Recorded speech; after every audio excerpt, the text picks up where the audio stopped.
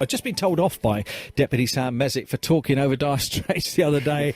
There must have been an editorial reason, because I hate myself doing that, Sam. Yeah, well, sure. Welcome anyway. Yeah, thanks. Yeah, good to see you as well. Yeah, good to see you. Sam Mézec, Deputy Sam Mézec, is here for the hour in the hot seat, and he's also here in his capacity as, are you chairman of Reform Jersey? Yeah, that's right, chairman, yeah. Chairman of Reform Jersey. Well, let's start with that, shall we, Sam? Why was Reform Jersey formed in the first place, being Jersey's only political party? We formed officially as a political party on the 4th of July in 2014, with the general election coming up. I'd just been elected to the States in a by-election, and we could see on the horizon that some very difficult things were approaching Jersey. What do you mean by that? Well, the black hole is the obvious one. At the time, we thought it was only £75 million black hole we were facing, and now we know it's actually closer to 145 million, which is incredibly worrying. And we felt that an election campaign that was based around independent candidates basically standing up and saying, please vote for me, I'm a good bloke, I like Jersey, that wasn't really a good enough debate to be had when such difficult decisions are going to be taking place over the next few years. We thought it would be a much better way to have an election debate that was centred on what you thought the best plan for dealing with that deficit was going to be. Because there are some people who'd prefer we cut back to deal with it. Some people who'd prefer perhaps we looked at our tax system to fix it. So there's legitimate arguments to be had there, and that's what we were hoping to do. But unfortunately, the more right-wing states members much prefer to just stand up and say, I'm a good bloke, please vote for me. It's a much easier way to campaign, and it means you get to avoid answering the difficult questions, and we think that's not a good way of handling a democracy. So we think party politics would change that, and we'd have more credible policies come out as a result. But don't you need more political parties, though, to enable that? Yeah, absolutely. I mean, my point of view is that the members of the Council of Ministers essentially are a political party, because they're bound by collective responsibility, so they all have to vote together, they all have to sing off the same hymn sheet. What would be called whipping in the UK Parliament? Well, indeed, it's a very serious whipping system, because you have to resign if you don't go along with it. So it is actually a very serious whipping system, and I think it's not. To be honest, I think it's dishonest to stand for election on a manifesto, knowing that if you're elected minister, the first thing you have to do is tear that manifesto in half, and you have to do what the Chief Minister says. It would actually be much better for them, and for Reform Jersey as well, and the public, if they officially said, right, from today, we are a Jersey Conservative Party, this is who we are, these are our policies, at the next election, if you don't like them, you can vote for someone else, rather than just standing up and saying, I'm a good bloke, please vote for me. I think that'd be a much better way of doing things. So is that where you see them then, as a sort of a Jersey equivalent to the Conservative Party? I think that might be a little bit insulting on the UK Conservative Party, which I think often has policies which are a bit more progressive than the ones we've got here. And at least the Conservative Party in the UK, recently we saw them scrap their attempt to get rid of tax credits, because that was going to hurt some very vulnerable poor people in the UK. So at least they sort of recognise when occasionally they make mistakes and try and learn from them, whereas I don't really see our government doing that. It feels like it's déjà vu all the time, making the same mistakes over and over again. So you, just going off a slight tangent here, so as you said, you got elected to the States on that by-election that we had. That would be March last year. March last year. I was going to say 18 months, but it's nearly 2 years ago. And then, of course, you were confirmed in that at the general election as well. Can you, at that level, as a deputy, make much difference in the States?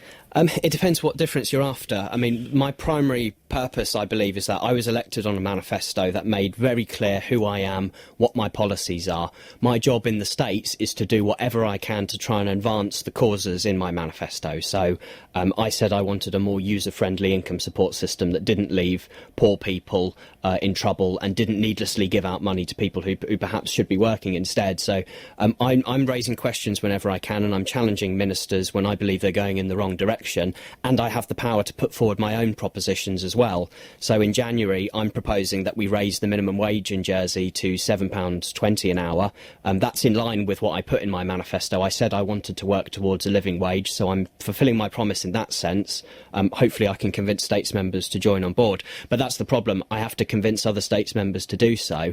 And the what I call the Jersey Conservative Party, the Council of Ministers, they have pretty much a parliamentary majority in the States, so if they exercise that whip, it's virtually impossible to beat them.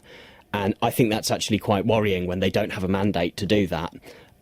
But on a day-to-day basis, I have a really, really fulfilling job. In fact, I just had a thank you card in the post yesterday morning, which was nice, just from people who call me with problems that they've got, whether it's a problem with housing, social security, perhaps they're getting into debt and they need some help solving that.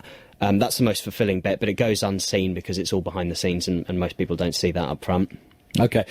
Back to you in a minute, Deputy Sam Mézec. I've just got to do the update on the travel. Travel. BBC Radio Jersey. Tony Gillam. On BBC Radio Jersey. Deputy Sam Mézec, also chairman of the Reform Jersey Party, the only political party in the island, is with me in the hot seat, telling us a little bit about his election, his re-election at the general election as well, a little bit about Reform Jersey and their aims. So, will you ever be able to achieve your aims unless you get more members of the Reform Jersey Party in the States, do you think? I think that's the ultimate objective, I think, is that as well as Reform Jersey wanting to try and help create a more democratic system in the island, we're also united in the fact that we broadly share social democratic political values. So it's mostly a collection of social democrats, liberals, Greens, democratic socialists. So people who have that sort of progressive vision for the island, one which is environmentally friendly, one which the poor are looked after and people with aspiration are able to reach the top. So ultimately we'd want to get in government, whether that's by ourselves or maybe in coalition with another like-minded political party one day. It's a long way off and it will take time, but there are other small jurisdictions like Jersey that have taken that plunge and done that. And I think the outcomes their governments achieve end up being a lot better than what we get in Jersey because of that. So it's a long road ahead of us, but I feel like more and more people are being convinced of this as they start to believe that the current system we have simply isn't delivering anymore. £145 million deficit. We didn't used to have those 20 years ago, and all of a sudden one's come out of what seems like nowhere.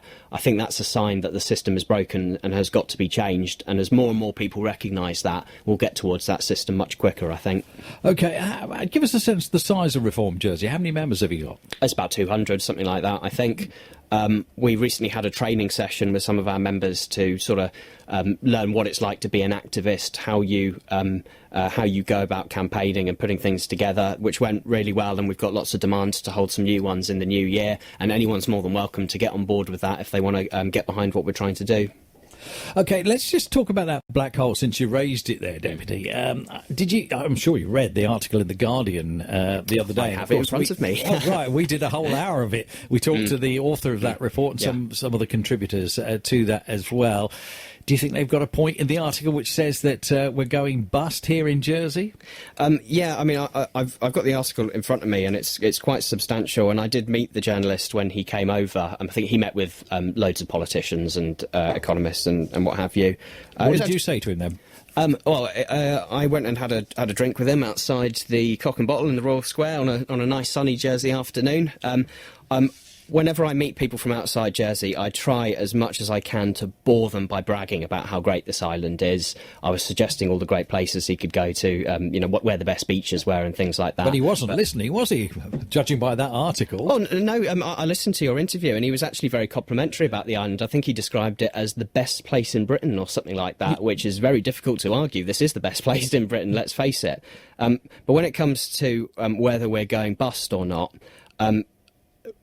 I think the short answer to that is we are definitely going in the wrong direction.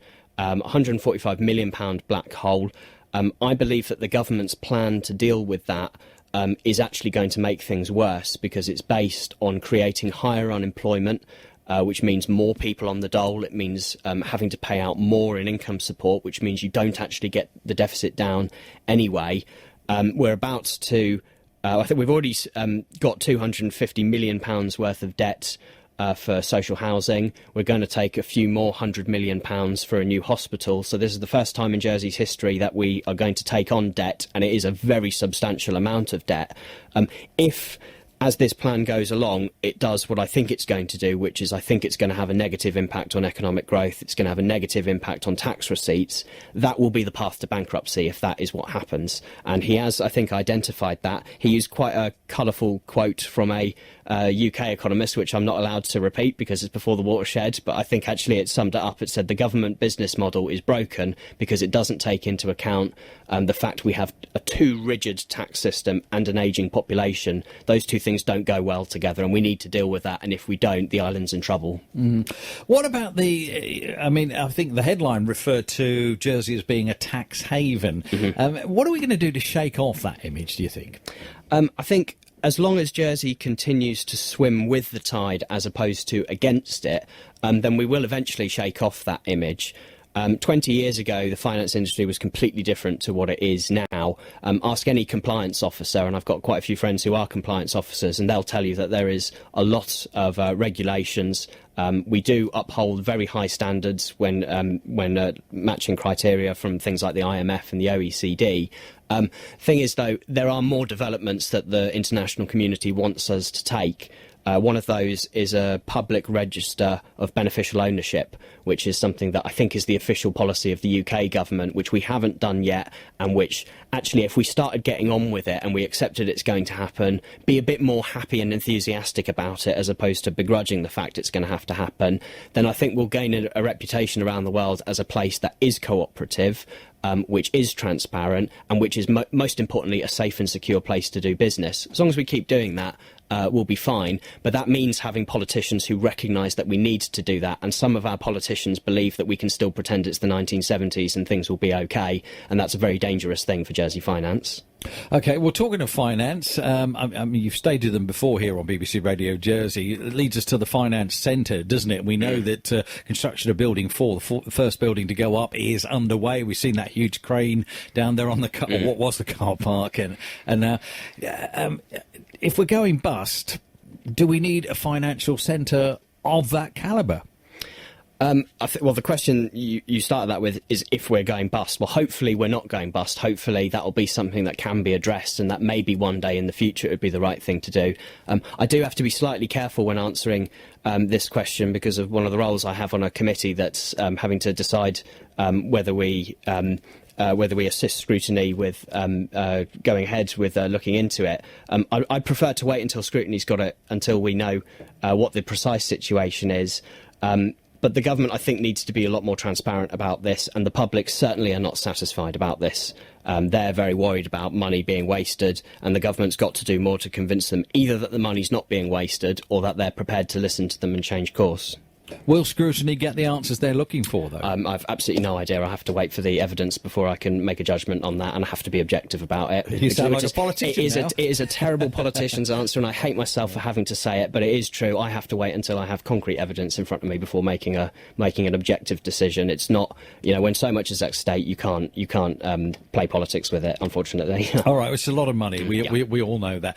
Let's talk about think tanks now. Fairly commonplace in the UK, as you know. But a policy advisor has recently set up the island's first think tank. The Jersey Policy Forum is going to publish research to help inform public opinion and government decision-making on issues like education and poverty. Mark Boliat set it up after becoming frustrated with the time it takes for the states to debate certain issues, which is something you're very vocal on, aren't you?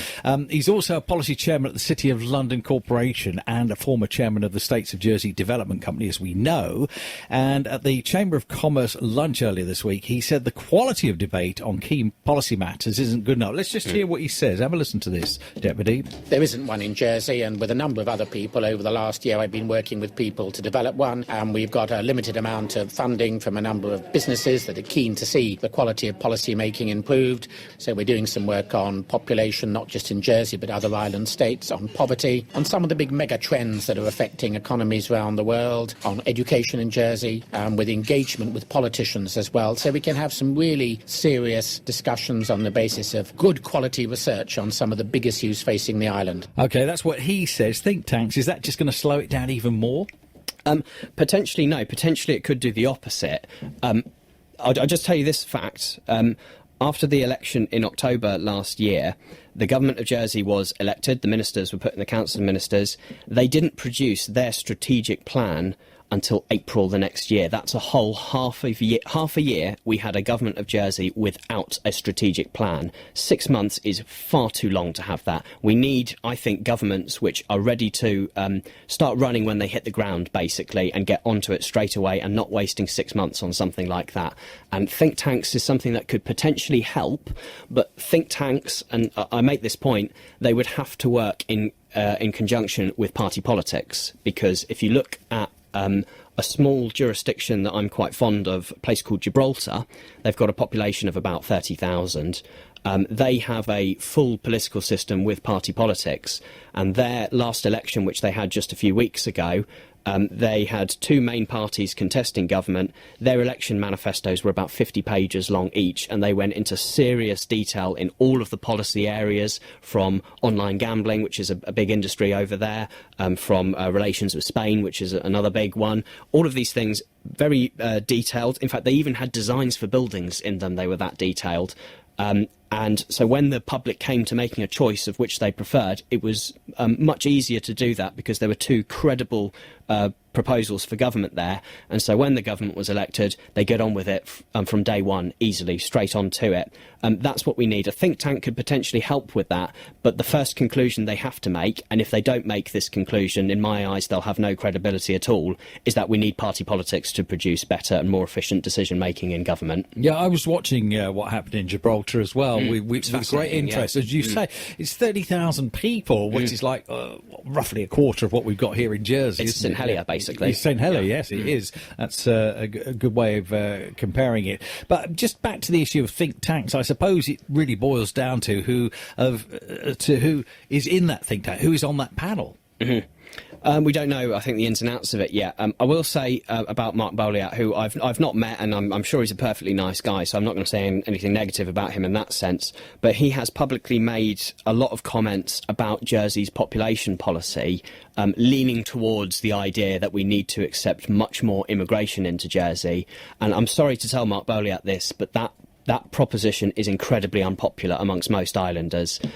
Yes, if Jersey wanted to be like Hong Kong, I'm sure we could, and I'm sure we do a very good job at it, but we don't want to be like Hong Kong, we want to be like Jersey. And people are very concerned at the moment of the strain on services, on infrastructure, with a population of just 100,000. If we open the doors and just let anybody come into the island for any excuse, I think that's the wrong way to go, and it's not in line with what the public of the island want. And the think tank, whatever positions it comes up with, it has to take into account public desire for what they want their community to look like. That's the most fundamental part of democracy, and if they ignore that and say we should be having just open door immigration, then they're probably onto a loser. Yeah, I used to think that we were full up in Jersey. That is until I went to Hong Kong, strangely enough, and there the situation is amplified many-fold. Interesting one. Let's get back to that in a moment. I just need... Back to our hot seat then. Deputy Sam Mézec is with me. He's also chairman, of course, of Jersey's only political party, Reform Jersey. Actually, whilst that was on, we've got quite a few questions came in for you. So should we just go for it? Yeah, sure, go for it. Right, these are not in any particular order. So Sean sent us an email. Not sure which Sean this is. Deputy Mézec keeps on saying that the wealthy in Jersey should pay more taxes. But what do we do if the wealthy decide to leave us and just go to other places, such as Guernsey, where they can once again pay a preferential rate of tax? Could that happen? It's interesting that Guernsey is the example being used there. I did speak to somebody from Guernsey recently who believes that it's inevitable that Guernsey will also raise their top rate of income tax for wealthy islanders, but they sort of would like to do it at the same time as Jersey, so we'd all be doing it together to mitigate the chances of that happening, and I think that's a good idea. I think the thing to say, though, is that there are precedents of jurisdictions elsewhere in the world that are similar to Jersey that have raised the top rate of tax on the wealthiest people there when they've been facing financial difficulties, and it has actually fixed things. It's not made things worse. The Isle of Man had a top rate of income tax of 18% up until recently. They've changed it, raised it to 20%. They haven't had an exodus of wealthy people out of the Isle of Man. Singapore, they had a top rate of 20% until recently. It's now 22%. Same thing there. I don't think there's any evidence that says people will leave in droves. And at the end of the day, I think we should be more positive about Jersey. It's a wonderful place to live. People aren't just here for tax. They're here for a whole host of reasons. And all of those reasons will continue to exist if we ask them to pay just a little bit more so that the poor and middle earners don't have to. How much more do you think would work then? What would you like to see if you were in charge? I would suggest a 25% rating on income above £100,000. For the vast majority of people that would affect, it would just be a few £100s. They'd probably barely notice it. Well, what would that mean to the bottom line? How much do you think that would generate? The last calculation I looked suggested around £26 million, which is a significant amount. Per year. And so that's a significant amount. And what that means is you could absolutely eliminate the need for any cuts to support for pensioners, to support for people with disabilities, which is what's going on at the moment. You'd completely eliminate the need to do that, and we'd be a much nicer island because of that. OK, there's another piece of the question. I'll just do that before we go to our first caller then. Sean also says, is this not just a piece of electioneering, wishful thinking, because the repercussions of such changes to our tax system could actually blow up in our faces, like we've seen in London, where they've tinkered with the taxation of resident non-domiciles? He's got a point, hasn't he? Well, I think the fact is Jersey is in this trouble because previous governments did tinker with our tax system and they didn't do it very well. 0-10, that's why we're in this situation in the first place, is because it created a black hole and the government wasn't able to fill that black hole properly. My view is that if they'd have done that at the same time as considering a top rate of tax for highest earners, we actually might not be in the trouble we're in at the moment. We have to put all options on the table for consideration, and it's not sensible for governments to say, no, we just won't consider that as an option. It's just not sensible. Deputy Sam Mézec is here. 720-255 is our number if you'd like to talk to him. Actually, Deputy, if you'd like to put the headphones on, we've got our first caller now. 720-255. As I always say, do not leave it until the last minute, because I'm only here until 1 o'clock. Jersey at 1 with Naomi, and Matthew Price is sitting in for Charlie from 10 past 1 today. Now, I think it's Andrew we've got coming to join the discussion. Good afternoon, Andrew. Good afternoon. Right, here's the Deputy. Good afternoon, Deputy. I'm very impressed with your frequent references to democracy. What does concern me, though, is that out of an electorate of about 40,000, I believe you were voted in by about 248. No, that's surely, not, if you're true. really well, it was a very small percentage, but surely, What was it? What was the figure? 605 at the last Oh, one. right. Oh, sorry. Right. Oh, no, 248 was the by-election. I agree. No, it was higher in the by-election as well, actually. All right, and what's the point, but Andrew? anyway, Yep. the point is, if you are this much of a champion of democracy, surely you should be pushing for the island-wide mandate and actually going back to a proper electoral and democratically representative system, rather than current fragmentation where you've got deputies being elected in tiny little districts. I agree with part of that, and you're actually speaking to one of the few states members who has actually voted to abolish his seat before, and not many states members can say that. I will happily vote to abolish my seat tomorrow if I believe it's being replaced with something fairer. In terms of the island-wide system, I would support that, but I believe you need party politics to make it work properly. At the moment, SARC has a system where all members are elected island-wide, and it's produced, actually, I think, very bad governments. And we've seen recently letters being sent from prominent islanders criticising that system. I would prefer a larger constituency-based system, like Option A, which was in the referendum a few years ago.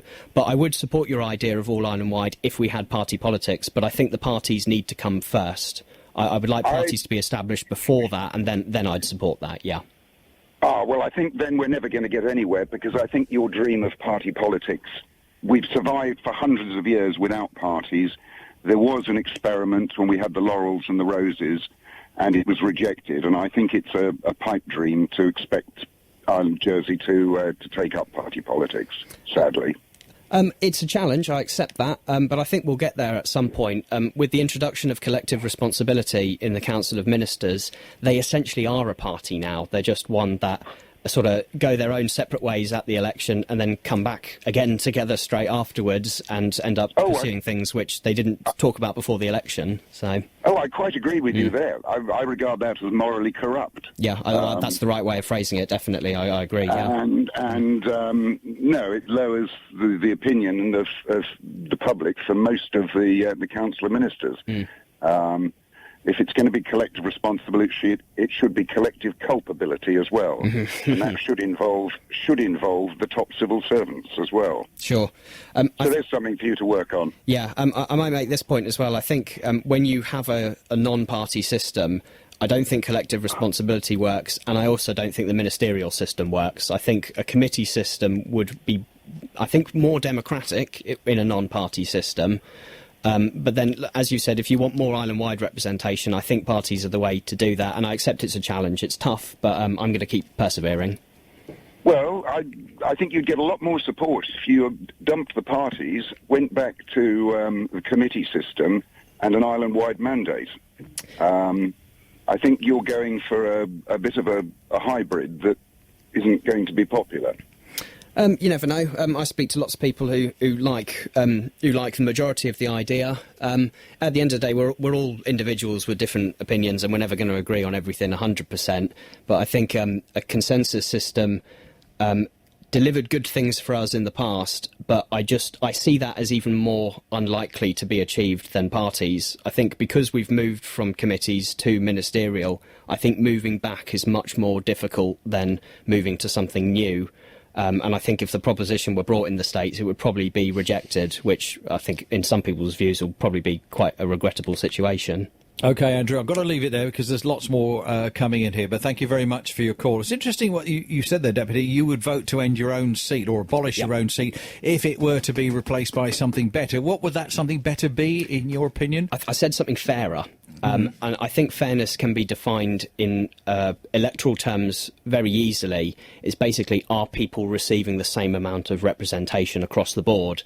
At the moment, St Mary has one states member for every 800 people. In St Helier, we have one for every 3,000 people. That's clearly unfair. It's clearly weighted towards the small country parishes. I'd support a system that was equal across the board, so everybody had the same number of votes, everybody had the same number of deputies, and the deputies represented the same number of people. I'd vote for anything that goes towards that direction. OK, would that be along the lines of proportional representation? Proportional representation, absolutely. I've always supported that. I think that's the most democratic way of doing things. OK, let's move on with something else now. Sadly, it's a fact of life. We're all getting older. We know that the population is ageing, and it's been a hot topic, of course, over the past few months, that pensioners will be losing their Christmas bonus. They get it this year, but not next year. Of course, the states are sitting throughout next week, and one of the things they'll be debating is a proposition from Deputy Jeff Southern to reinstate the pensioners' Christmas bonus on a means-tested basis so that the 7,000 poorest pensioners, as I understand it, continue to receive it. Now, Deputy Mézec, we received a press release from Reform Jersey this morning. In fact, you've just given me a copy here, urging pensioners to gather in the Royal Square on Tuesday morning to lobby states members. So what are you hoping to achieve by that? I think there are some states members who I think are getting a little bit nervous at the moment because they've seen what the government has been asking them to do, whether it's cutting support for people with disabilities, whether it's cutting the pensioners' Christmas bonus. They tried to scrap free TV licences for over 75s, but we just about managed to win a vote to save it. The vote initially was to abolish the pensioners' Christmas bonus in its entirety. So Reform Jersey is saying, OK, fair enough, there may be lots of people out there who earn a lot of money and who don't need to get a Christmas bonus, but there are lots of pensioners who are really struggling to get by, especially at winter when heating costs go up. So we're saying let's reintroduce it on a means-tested basis. Hopefully that will be the compromise position that states members can agree to and say, right, OK, we weren't happy before, but this would be a compromise position.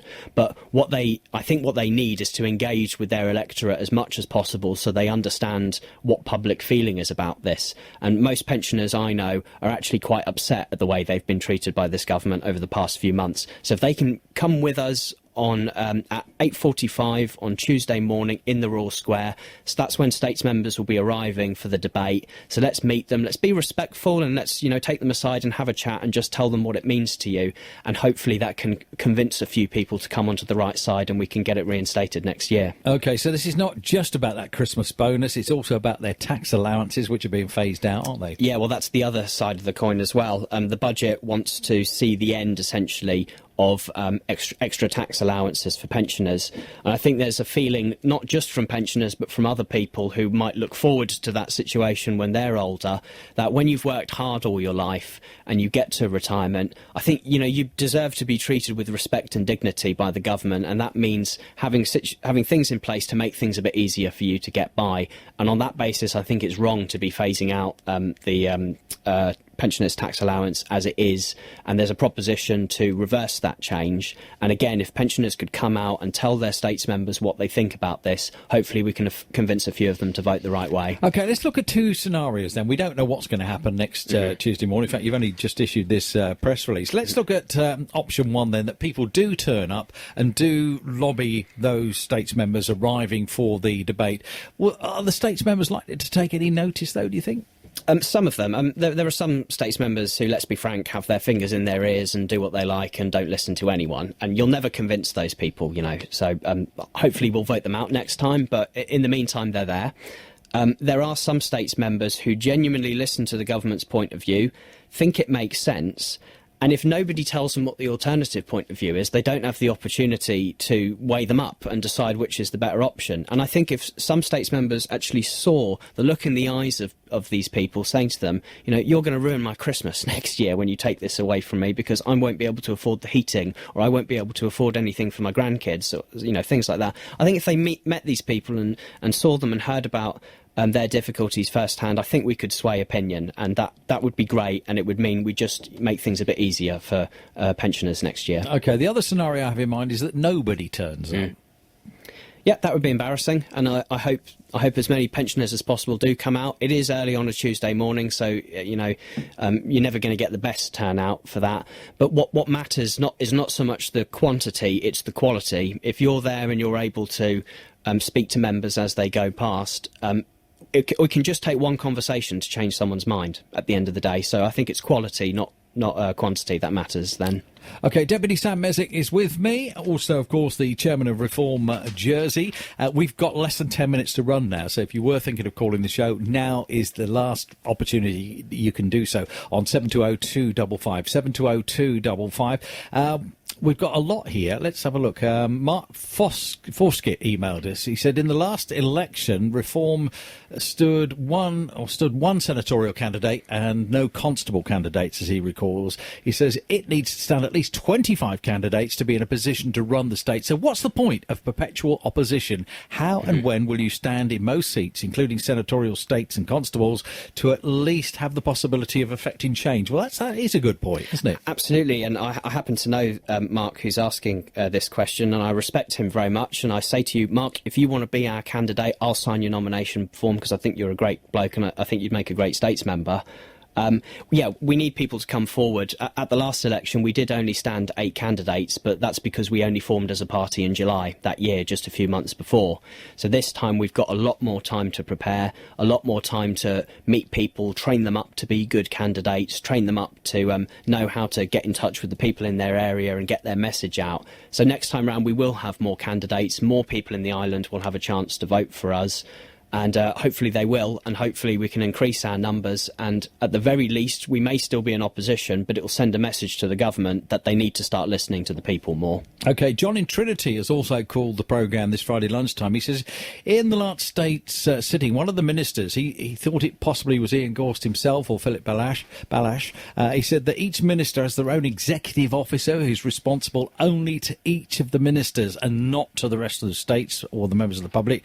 Does that not contravene the Constitution, John wants to know. What are your thoughts on that? I think there's a perception that department chief officers have too much power. We know that Deputy Tracy Valois in particular held this point of view, which is why she has been speaking out recently, and I agree with much of what she's saying. He's right, they do have too much power. Often they come out in public and say things which I think are actually not conducive to the job that their departments are doing. And ministers, I think, should exercise more leadership and remind them that ministers are the political representation. They're elected by the public, and therefore they have the mandate to effect change, not the civil servants. And I think they need to be exercising more leadership there. OK, I'm just trying to get ahead of some of these comments and trying to get them all in the last few minutes here. MPW doesn't want to have his or her identity revealed. That's fine. Deputy Mézec keeps on saying we need party politics in Jersey, but we do. Just people don't want to join parties or elect them, and no party candidate has been elected in recent years without already being known and previously elected as an independent. Is that true? That's not true in itself. There have previously been candidates. I think former Deputy Debbie D'Souza was elected for the first time as a party candidate, and possibly others that were part of the JDA were. So that point itself isn't true. There's a good point behind that, though, which is that when we put forward candidates, we can't just be putting forward nobodies who people don't know and who don't have impressive backgrounds that will demonstrate that they'd be a good politician, because being part of a party doesn't make you a good politician. It can help, but it's not the sole criterion. We need to attract people who are well known, people who've had success in business, people who've had success in finance, people who might have worked in charities or worked in community groups. We need to let them know that we're able to help them. And I think parties actually would be good for that, in that you wouldn't just be standing for election by yourself, you'd be standing with a team. And, I mean, this might sound a bit sentimental, but at the last election, we felt more like a family at times than a team, just because we worked so well. Well, some people have very big families, but just because we got to know each other really well and had a huge amount of admiration and respect for each other. There have been States members in the past who I think have been really good members, but they've left the States after just one term, and I think it's because they felt that the lack of support from other people meant they just weren't able to effect change properly. One of those is former Deputy James Baker, who actually was on a very different part of the political spectrum to me, but I had a lot of respect for him, and I believe that if he'd been a candidate for a Jersey Tory party, actually, if he'd had the support, he could have effected change and could have made the island a better place with that infrastructure behind him. OK, Becky on Facebook, thanks for getting in touch. How do you feel that the island should diversify its economy, and what role do you believe the government should play in ensuring that islanders have the skills to perform the roles? That's a really good question. That's a big one as well. That could probably take 3 hours on its own, couldn't it? Yeah. I think I'll try and be brief. Two things. Firstly, I think it needs to accept that there are some industries in Jersey which are finding it very difficult. Agriculture, hospitality are examples of those. And I think they need to reach out to those industries, ask them what they want, be prepared to work with them. And sometimes it will mean spending money. And that's the difficult thing. They want to do all this without spending money. Sometimes you've got to spend money to make money. Any business person will tell you that. So I think that's important. The second is in education and making sure that young people have the right skills, not just to go straight into that industry when they get a job, but to be in a position where they can work their way up the ladder as well. Because I think too often we're trying to get people from outside the island to come in and do jobs, and that causes problems with strains on infrastructure and housing and what have you. If we can have our people here educated to a decent standard and encourage firms to train them up to fill the gaps as they become vacant, I think we get the best of both worlds there. Sustainable population policy and booming economy, hopefully. OK, we're getting very close to the end of the show now. Peter in St Juan has called. He says, how does Deputy Mézec feel that speaking to journalists in the UK, and he's talking about the article in the Guardian, how do you think that will help the island? Well, I'll say I wasn't the only person that spoke. Senator Rose that spoke to him. Oh, yeah, I'll speak to anyone. You're a journalist. I'm speaking to you right now. I'll speak to anyone. That's my point of view. Anyone wants to give me an email and arrange to go out for a coffee and have a chat, I'll speak to virtually anyone. I don't care whether they're from the island. I don't care whether they're from outside the island. I believe in being open and transparent and speaking to people. And most importantly, I believe in being honest. So I'd never say anything I didn't believe to a journalist. Sometimes it's possible to get great press in the national newspapers. The Guardian is a highly respected, and in my view, it's probably the most sophisticated of the national newspapers. it could be a good opportunity to get some good press.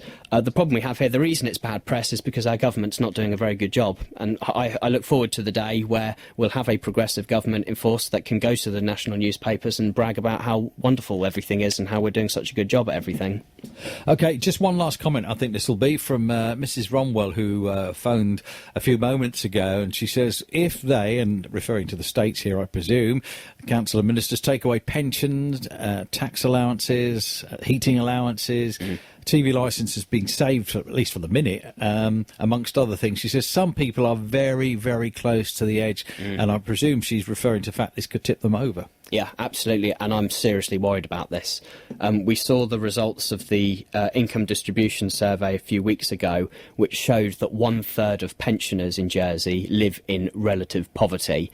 That figure should shame all of us. We're one of the richest islands in the world. We're one of the places with the most intelligent workforce, high expertise, and we have 1/3 of pensioners living in relative poverty. The government's got to get off its backside and do something about that. That means addressing housing costs. It means addressing heating bills and things like that. At the moment, I think they're doing the opposite, taking away tax allowances, pensioners' Christmas bonus. It's all going in the wrong direction, and we need change, basically, and I'm going to continue doing what I can to advocate that change, and I just hope people are prepared to be open-minded and listen to it. OK, and you're back in the States, of course, like all members, Monday for the questions and then the session on Tuesday. Sure. Deputy Sam Mézec, thank you very much for joining us in the hot seat Thank today. you, I've enjoyed it.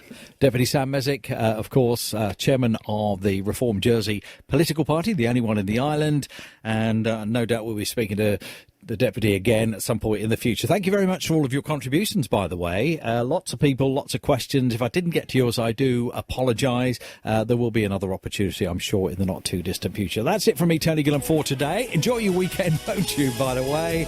I'll see you on Monday at 9. In the meantime, not Charlie, but Matthew.